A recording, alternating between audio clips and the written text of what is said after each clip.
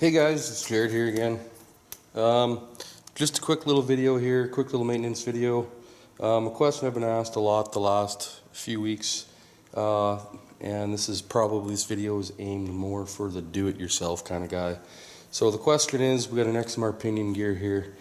How do we get this nut off? And so I guess I'm just going to take a few minutes and make this video here, and we'll kind of show the average everyday guy how they can do it.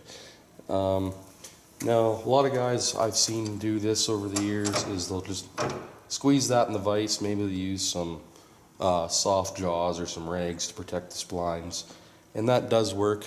I don't like doing that, obviously, because you risk damaging the spline. So what I've done is we have an old yoke here, and we mount the yoke into the vise, and I find that this works. This is the best way to hold your pinion from turning while you're trying to get that nut off. Getting the nut off is actually the easy part. Installing it again so you can re-torque this nut, that's where it gets complicated using this method. We've actually had a little spanner socket made here, and we've developed our own holding tool so we can get accurate torques when we're torquing this nut back down, but we'll get to that in a bit. So anyway, what you want to do first, just peel that O-ring off. That'll help you a bit. There you go. You just mount that in there like that. Some guys will use a hammer and chisel to break that free, and it works, but it's a little crude. For the average guy, I recommend using a pipe wrench. And you can just clamp it on to those spanner slots there. And you can peel it off that way. Now, to make this easier on yourself, those are Loctited down. Little propane heat. I don't know if you guys have ever used these, but these torches, man, they're amazing. They're 10 times better than those old, propane bottles. These suckers throw a lot of heat. It's a Duratorch by Duracool. Same stuff that's used in some refrigerant systems these days, but it's actually flammable. It's a propane mix.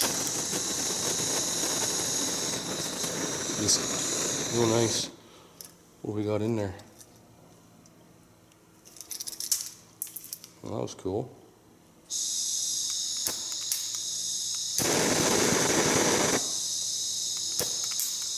So this bottle's getting empty.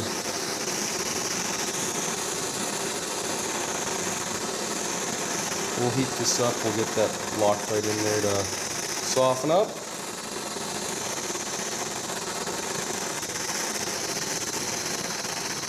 The more heat you put on it, we're changing the bearings anyway, so we don't got to worry about them.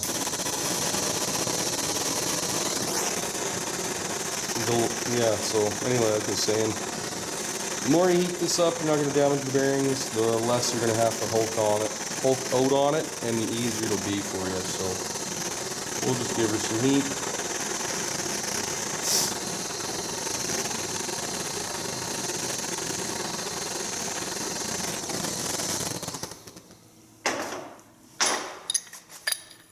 And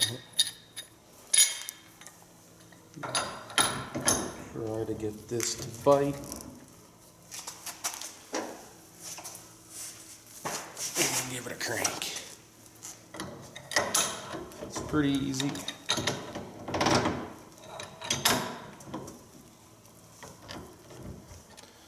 Now, once you get that broke free,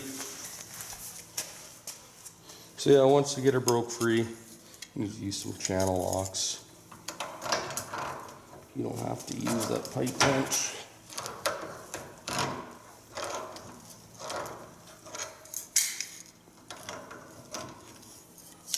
Jeez, been a long day.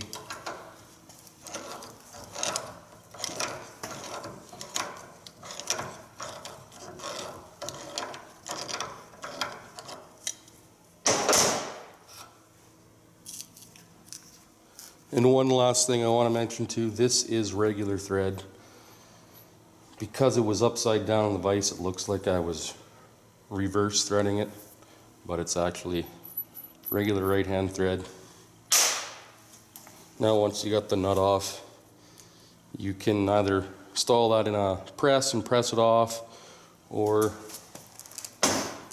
again, if you don't have access to a press, which I do recommend definitely for reinstallation, set it in your vise and get a bit caveman on it.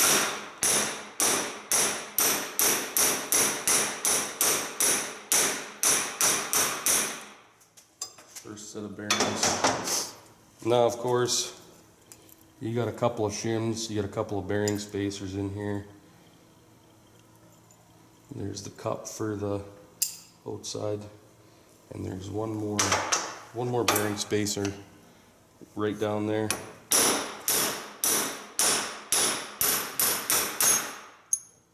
So there you have it, guys. Pretty basic, pretty easy to do. Most guys are capable of, being able to do that. Reassembly, that's where it's going to be a bit trickier to do. You're going to want to press those on. You're not going to want to beat those bearings down. You got to make sure you get all the spacers in the right orientation.